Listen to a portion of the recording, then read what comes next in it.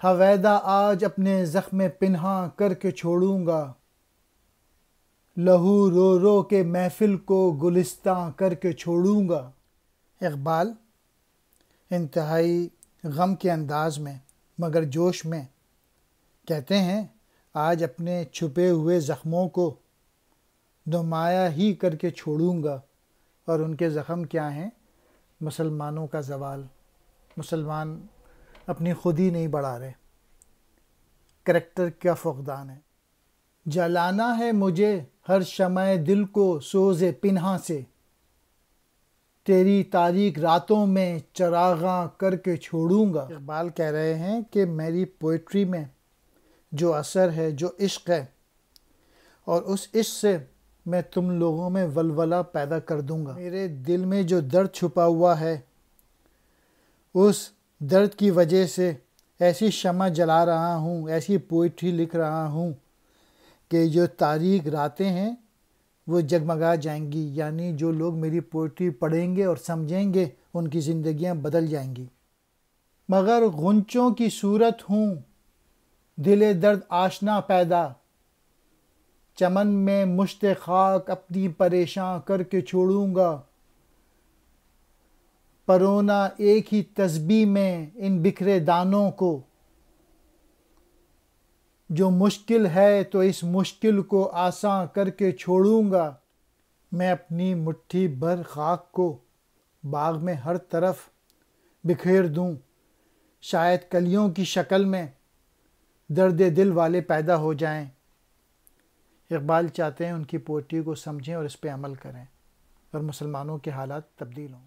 میں اپنی جان بھی قربان کرنے کے لیے تیار ہوں، بشرطے تیرے باسیوں کے سینے میں دل درد پیدا ہو جائے۔ میرے جو لوگ ہیں وہ نفاق رکھتے ہیں، نفرت رکھتے ہیں، اس کی آگ میں جل رہے ہیں۔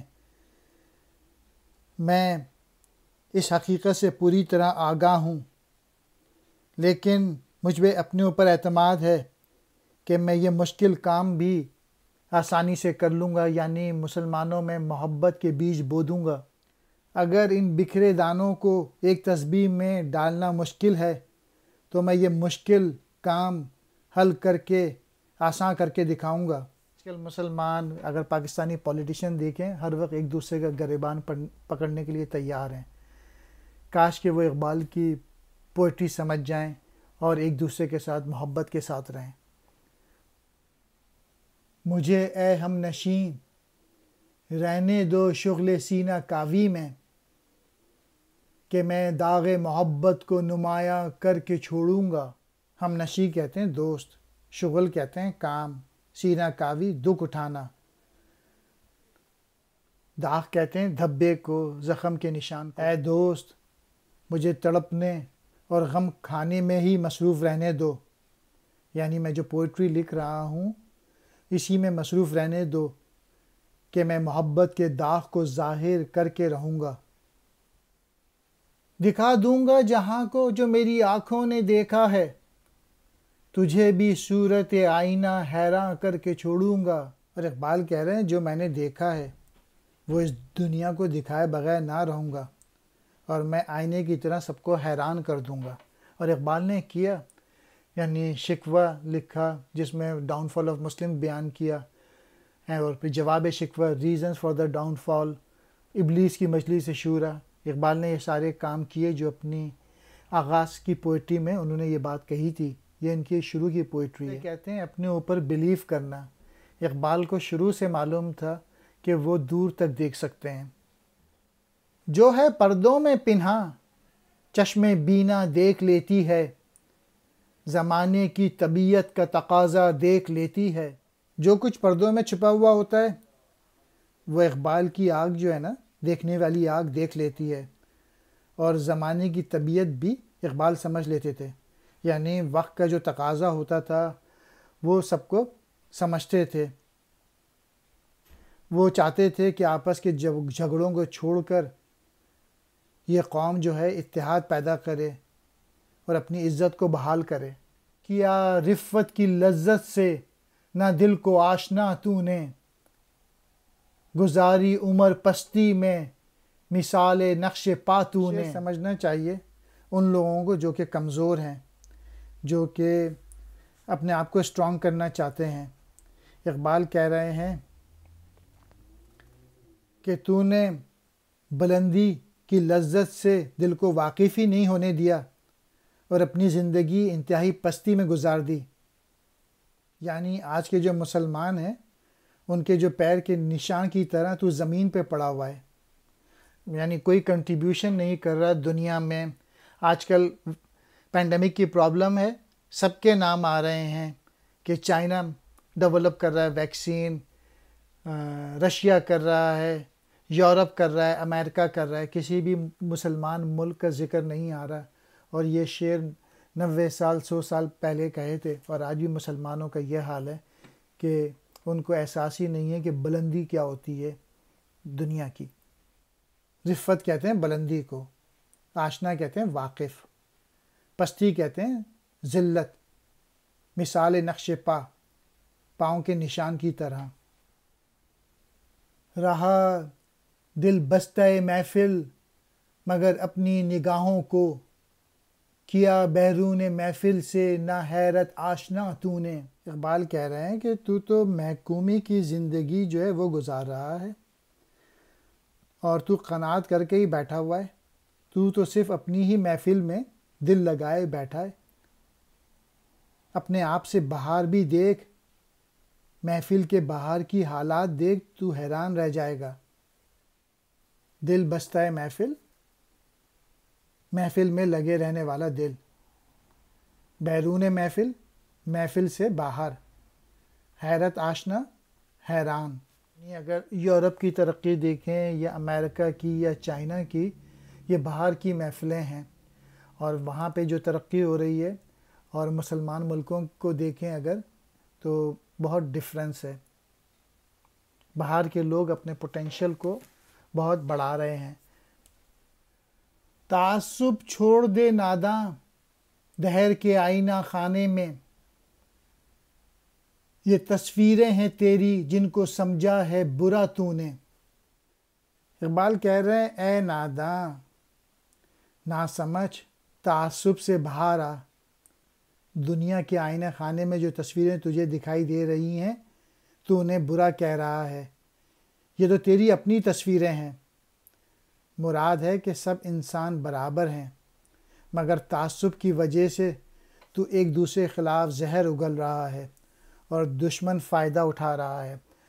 پاکستان میں زرداری ہر وقت سندھی کارڈ کھیلتا رہتا ہے، کوئی مہاجر کارڈ، الطاف حسین، سب نے اپنے اپنے کارڈ کھیلے ہوئے ہیں اور سارے پاکستانیوں کو ایک دوسرے سے لڑا رہے ہیں۔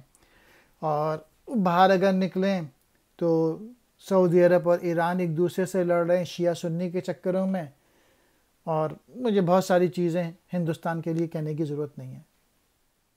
زمیں کیا آسماں بھی تیری کجبینی پہ روتا ہے، غضب ہے سطر قرآن کو چلیپا کر دیا تو نے۔ کجبینی کہتے ہیں غلط سوچ، چلیپا باطل۔ اقبال کہہ رہے ہیں تیری حالت ایسی ہے کہ زمیں ہی نہیں آسماں بھی تیری حالت پہ روتا ہے۔ اے مسلمان، اس سے بڑھ کے اور ظلم کیا ہو سکتا ہے کہ تو نے قرآن مجید کی آیت کو سلیب بنا دیا ہے، یعنی تو نے قرآن کی آیت کو بھی اپنے زیر مفاد غلط معنی پہنا دیے۔ زباں سے گر کیا توحید کا دعویٰ تو کیا حاصل، بنایا ہے بت پندار کو اپنا خدا تو نے۔ گر کہتے ہیں اگر کو، بت پندار تکبر کا بت۔ اے وائس، تو نے زباں سے توحید خدا کو ایک ماننے کا دعویٰ کیا، مگر اپنے تصور کے بت کو اپنا خدا بنا رکھا ہے۔ تو اللہ کے حکم پر نہیں چلتا، تو نے اپنے مفاد کے تحت کئی بت پال رکھے ہیں۔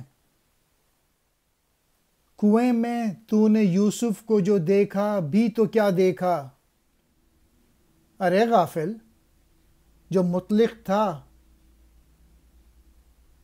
مقید کر دیا تو نے۔ مطلق مینز آزاد، مقید یعنی قید کر دیا، اور تو نے اپنے آپ کو اس طرح محدود کر لیا، اور یہ ایسی بات ہے جیسے حضرت یوسف علیہ السلام کنویں میں بند ہو جائیں، حالانکہ وہ پوری دنیا کے لیے ہدایت کا نور بن کر آئے تھے۔ اے عالم بے عمل، تو نے حضرت یوسف کی حقیقت بیان کرتے ہوئے حدود و قیود سے آزاد چیزوں کو حدود و قیود کا پابند بنا کے رکھ دیا۔ اس شعر میں اقبال نے غلط قسم کے ملاؤں کو آڑے ہاتھ لیا ہے۔